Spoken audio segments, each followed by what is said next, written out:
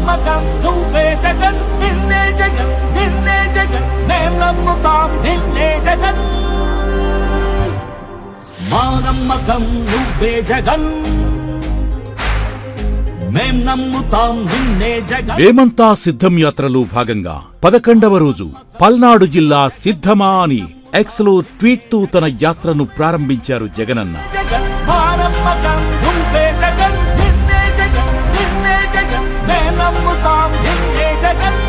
ముందుగా వెంకటాచలంపల్లిలో పింఛను లబ్ధిదారులతో ముఖాముఖి కార్యక్రమంలో పాల్గొన్నారు. నాకు పింఛన్ వస్తుంది, రైతు భరోసా పడ్డే మా అబ్బాయికి అన్ని నాకు మోకాలు నొప్పులు వచ్చినాయి. 14,000 తీసుకుపోయి నట్రాపేట ఏరే సోదర కాడ అరవింద కాడ చూసుకున్నాను, నాకు తగ్గలేదు. నేను అట్నే తిరుగుతున్నాను. నాకు జగన్మోహన్ రెడ్డి గారు ఇచ్చిన డబ్బులు 1,30,000 వచ్చినాయి. నాకు మొత్తం 1,30,000 చెందిని నాకు. నేను చూసుకుంటున్నా, తింటున్నా. వారంట్లు ఉంటేనే మేము గెడ్డెక్కుతాం, వారంట్లు లేకపోతే మేము గెడ్డెక్కలేము. గరిలో మాత్రం అస్సలు తెచ్చుకోలేము.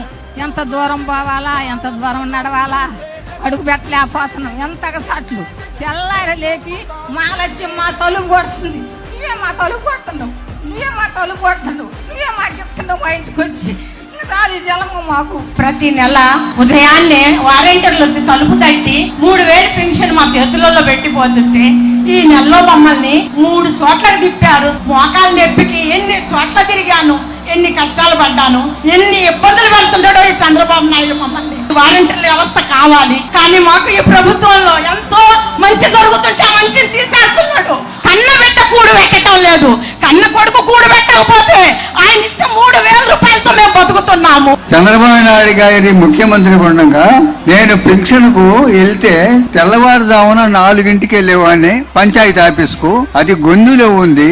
నాకన్నా ముందు 4 ఉండేవాళ్ళు. అక్కడ 10 కుర్చీలు ఉండేవి. ఒక కుర్చీలో నేను కూర్చున్న తర్వాత వచ్చే వాళ్ళకు కుర్చీలు ఉండవు.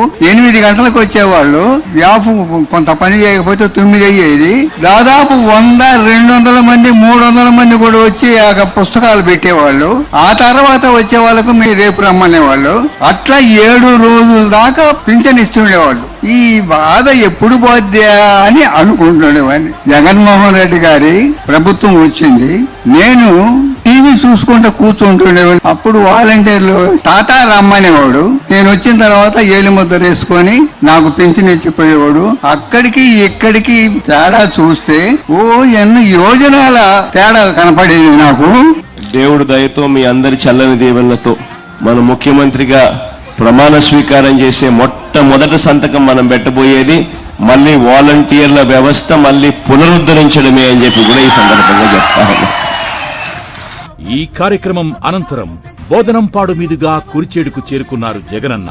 తమ అభిమాన నాయకుడికి స్వాగతం పలికేందుకు ఎండను సైతం లెక్క చేయకుండా జగనన్నకు బ్రహ్మరథం పట్టారు పల్నాడు జిల్లాలోని కురిచేడు గ్రామ ప్రజలు. ఎక్కడ చూసినా ఎటు చూసినా క్రిక్కిరిసిన రోడ్లతో ప్రజలు జన నీరాజనాలు పలికారు. ప్రతి ఒక్కరినీ పలకరిస్తూ చింతల చెరువు మీదుగా వినుకొండ అడ్డరోడ్డు వద్దకు చేరుకుని భోజన విరామం తీసుకున్నారు.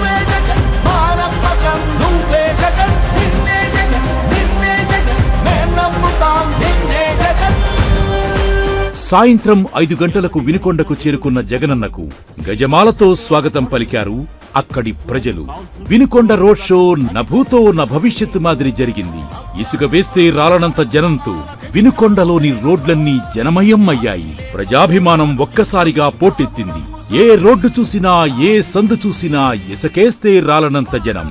వినుకొండ ప్రజల ప్రజాభిమానానికి జగన్ సైతం ముగ్ధులయ్యారు. చీకటి పడుతున్న వేళ ప్రజల అభిమానం సాక్షిగా కనమర్లపూడి సావల్యాపురం మీదుగా గంటావారిపాలెంలో రాత్రి బస శిబిరానికి చేరుకున్నారు జగనన్న.